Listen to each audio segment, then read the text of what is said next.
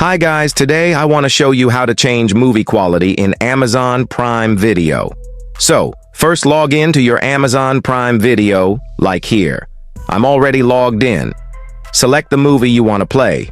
For example, we'll check this movie. Click on Continue Watching or Watch. I already opened this movie before, so it will appear to me Continue Watching. Next, wait for the movie to start. Stop the movie. Go to Options. You see the settings gear, like an icon gear here. So click on it. And you have 3 options here to choose from. You have Good, Better, and Best. Just leave it as Best. So keep in mind, guys, that the video quality will depend heavily on your internet connection. If you have good internet connection, this will be the best for you. Just choose the best quality edit, and it will run smoothly your movie with the best quality possible. And that's it, guys. If you found this video helpful, please don't forget to like and subscribe, and leave a comment. See you in the next video.